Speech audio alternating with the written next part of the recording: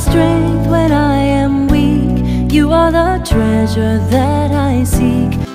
We rise like tall buildings as the chemicals they take us higher.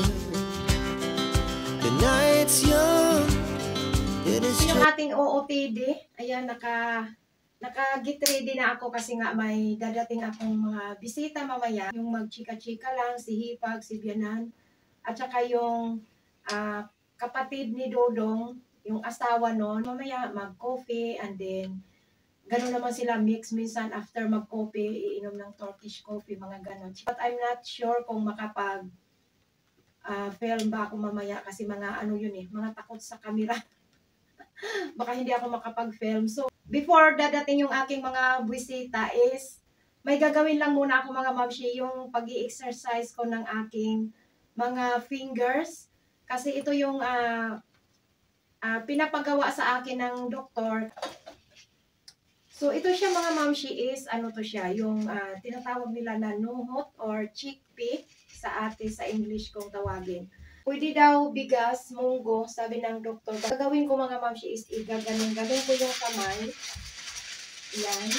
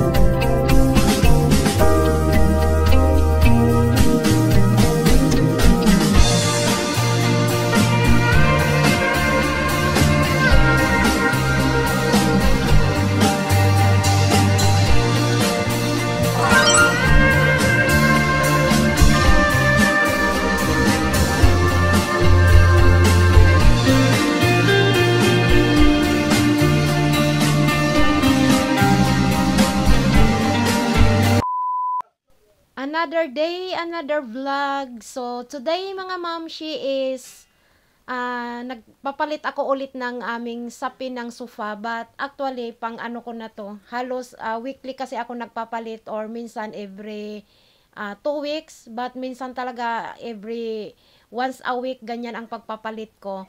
So, yung dating nilagay ko dito mga mamshi na kakulay nitong cover ng sofa namin, yung single na yan, is tinanggal ko pala yon, and then ipapakita ko sa inyo kung ano ang aking ginawa dahil hindi kasi siya fit dito sa aming mahaba na sofa.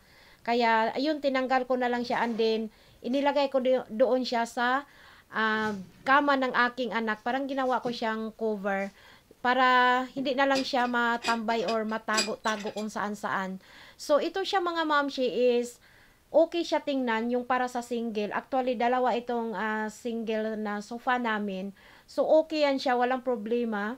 Maganda siya, fit siya. Kaya lang yung para doon sa mahaba na sofa namin is, hindi talaga siya fit. Natatanggal siya and then, alam mo yung pagkunting upo mo lang, basta hindi ko siya magets kung ano, siguro hindi niya ka size itong aming sofa. Kaya ayun, tinanggal ko na lang siya kasi hindi din siya maaano kasi pag maupo ka matatanggal agad kasi parang pati itong gilid na to iaano mo din siya i-cover but hindi siya fit kasi parang maliit na parang iwan ko basta di ko maintindihan kaya ayun tinanggal ko na lang at ay ako sa inyo mga mamshi doon sa kwarto namin.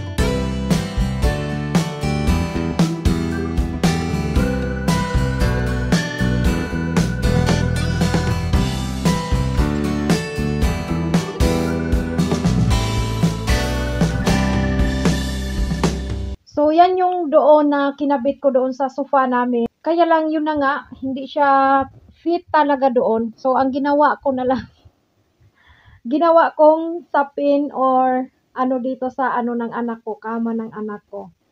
So, dahil ngayon ay taglamig na, ito na yung ating kumot palagi. So, ayan yung sa amin. Ayan, ganyan na ang palaging kumot. Yung bedsheet at saka mga kumot namin mga mamshi.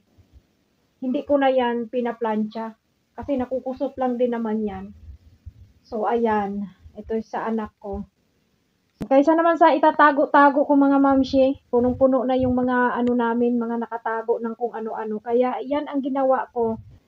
At, nababagay na lang din siya doon sa headboard. Kasi kulay brown. Or ano bang tawag nito? Beige. Ay, hindi. Iwan ko. Basta, ayan. Bagay na lang din siya. Ayan. Parang naterno na lang din yung kulay nila sa headboard ng kama ng aking anak.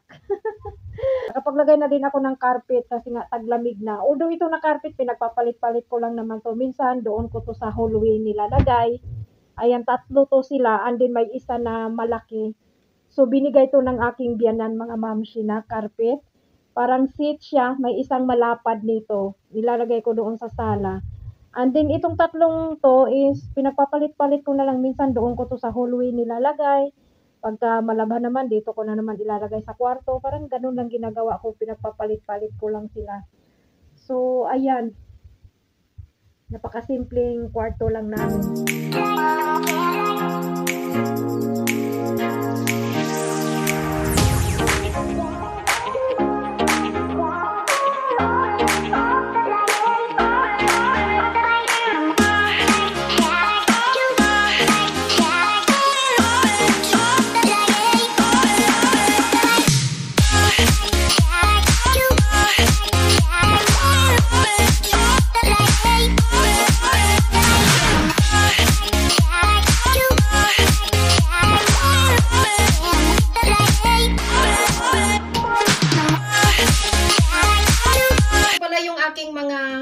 Mga mamshi, actually ang dami nito pero yung ibang ano na parang medyo nag-sticky or nagtigas na tinapon ko na.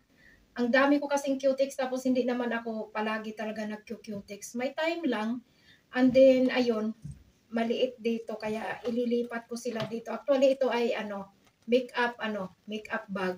Pero pwede naman ilagay dito yung mga cutex. Kasi yung iba dito nakaganyan. So, parang natatapon dito sa may takip yung mga cutex. Kaya ililipat natin.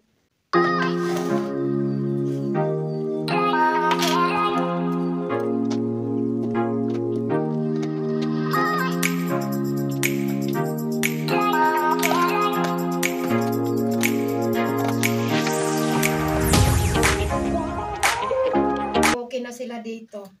Nakatayo sila. Hindi katulad doon sa isa na nakahiga. Para kasing natatapon dito yung cutex. Yung dito sa pagbuksan mo ang tigas na. Kaya maganda talaga yung nakatayo.